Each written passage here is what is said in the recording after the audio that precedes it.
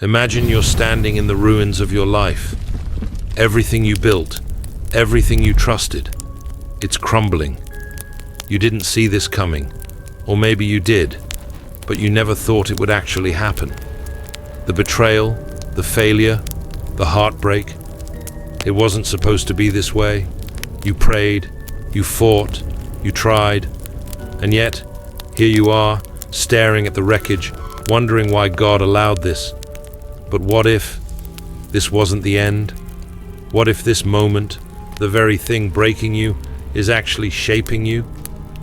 C.S. Lewis once wrote, "God allows us to experience the low points of life in order to teach us lessons that we could learn in no other way." That's a hard truth, isn't it? Because in the moment of pain, all you want is for it to stop. You don't want a lesson. You don't want growth. You want relief. But what if your suffering is actually a divine chisel, carving something greater out of your soul? Let's go deeper. But before we step into this revelation, take a moment to like this video, subscribe to the channel, and declare your trust in God by commenting, "Lord, I will hold on." This small act isn't just engagement, it's an act of faith. And if you're truly ready to see how your struggles are shaping something greater, stay with me until the end, because the last insight might just change everything. In 1918, a young soldier lay in a hospital bed, his body burning with fever. He had been fighting in World War I, watching his friends die in the mud, seeing horrors no human should ever witness. His name? C.S. Lewis. He was an atheist then, convinced that life was random and cruel, that suffering had no meaning. But something happened in that hospital bed, something that changed him forever. Lewis later described it as a moment of invasion, not of an enemy force, but of God himself. He felt an overwhelming presence, not in comfort, but in undeniable reality. It was as if, through all his pain and doubt, God was no longer whispering, but shouting. And Lewis had no choice but to listen. Have you ever felt that? That moment when your pain becomes so great that you can't ignore it anymore? That moment when God doesn't just allow you to suffer, He forces you to see something through it? Lewis didn't become a Christian right away. In fact, he resisted.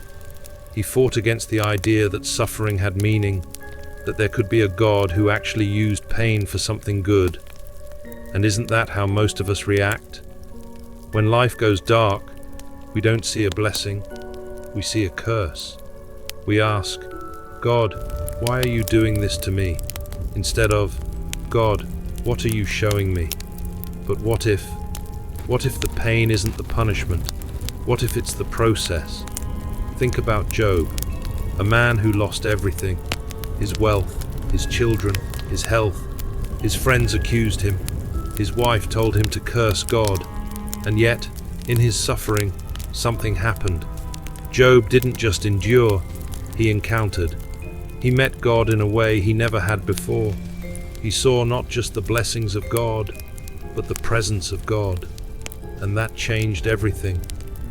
Now pause for a moment. Look at your own struggles. What if they aren't just happening to you? What if they are happening for you? Lewis realized this when he finally surrendered.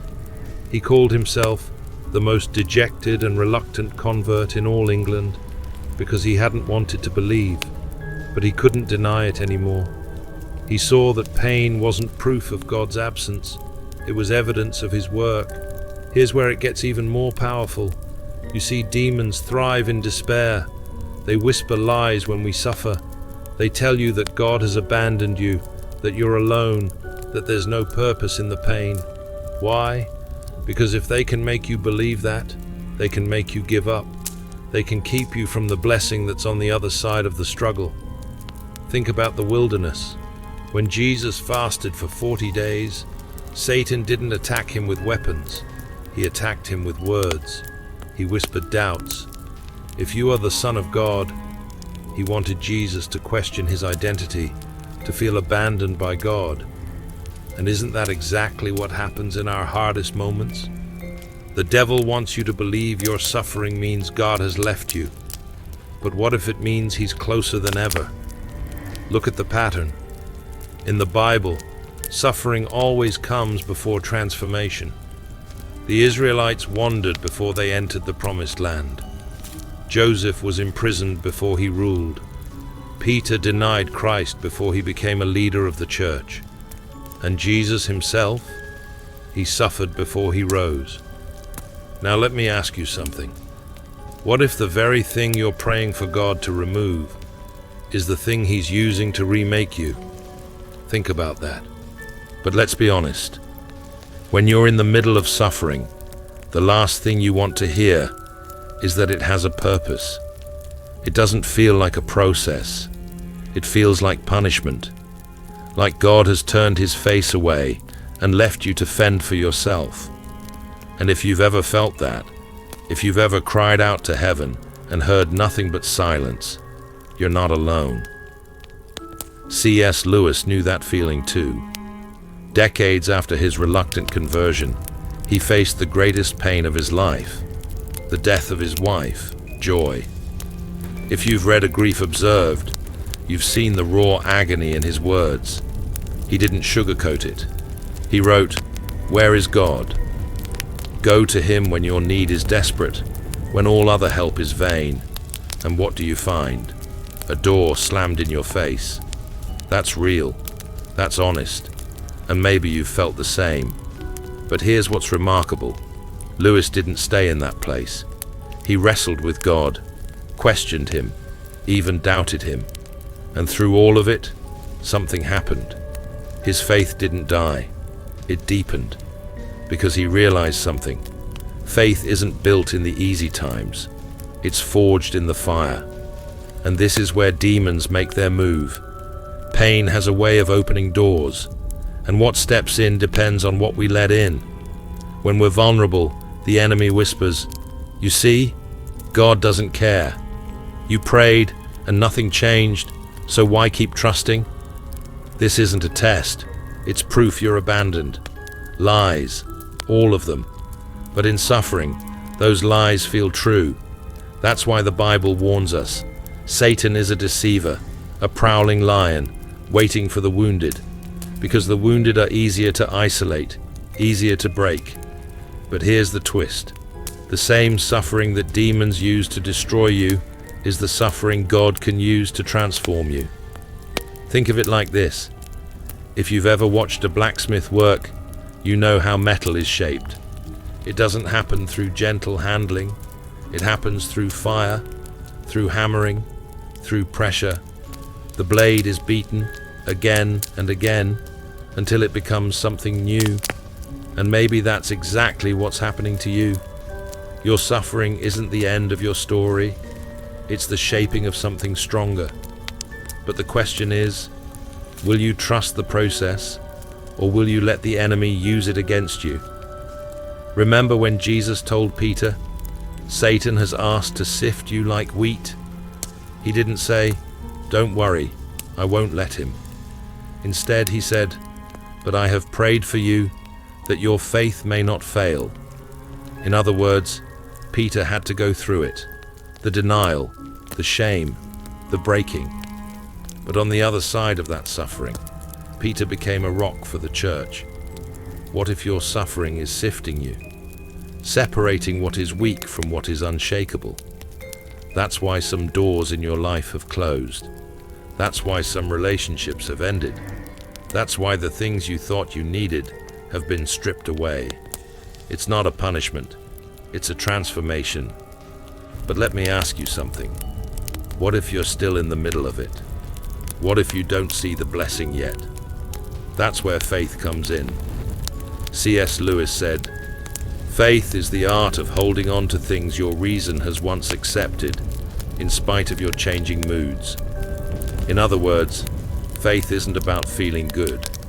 It's about holding on, even when everything inside you wants to let go. Now here's where you come in.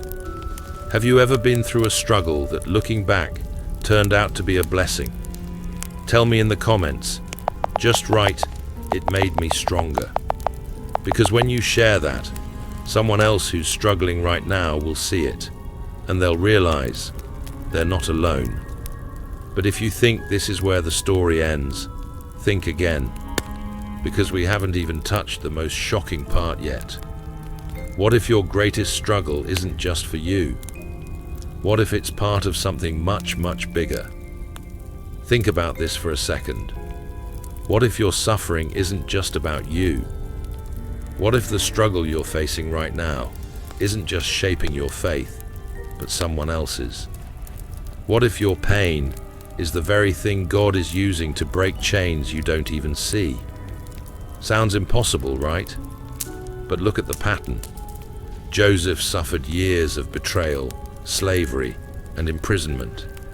If you had told him in that dark prison cell that his pain wasn't just about him, but about saving an entire nation, he wouldn't have believed you. Yet years later, when he stood before his brothers, the ones who sold him into slavery, he said, "You meant evil against me, but God meant it for good." What if one day you'll say the same? What if what feels like suffering now is actually positioning you for something greater? But here's the catch. The enemy wants to stop you before you get there. He wants to break you before you see the blessing. And the easiest way to do that? Isolation. This is one of Satan's oldest tricks. If he can make you believe that no one understands, that your pain is meaningless, that you're alone, he can keep you from stepping into your purpose.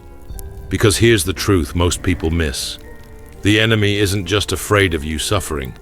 He's afraid of what happens after you overcome. That's why he attacked Job, because Job's restoration would be a testimony.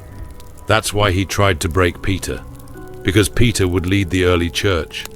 That's why he whispers to you in your pain, because if you hold on, if you refuse to believe the lie that you're abandoned, if you trust God even when you don't understand, you become dangerous. And here's where it gets even deeper. C.S. Lewis didn't just write about pain, he lived it. And through it, he came to a shocking realization. Suffering is often the very thing that prepares us for glory. He wrote, "The real problem is not why some pious, humble, believing people suffer, but why some do not." Did you catch that? Lewis saw suffering not as an obstacle to faith, but as proof of it. Because suffering refines, it reveals, it draws us closer to God in ways that comfort never could. So let's go back to you. What if this season of your life, the pain, the confusion, the unanswered prayers, isn't evidence of God's absence, but his presence? What if he's not just allowing the struggle, but using it to position you for something you can't see yet? Because here's the truth. In every great story, the hero suffers before the victory. The trial comes before the triumph. And in your story, this isn't the end, it's the middle. So don't give up. Drop this in the comments. I will hold on. Because sometimes, holding on is the greatest act of faith you can offer. And if you're still wondering how God is turning your pain into something greater, look back, not at what you've lost, but at how far you've come. And trust, one day, you'll see the blessing you never expected. This next video is handpicked just for you. YouTube knows you'll love it. Or dive into this C.S. Lewis playlist for even deeper wisdom. And hey, don't leave without subscribing. Your journey has just begun.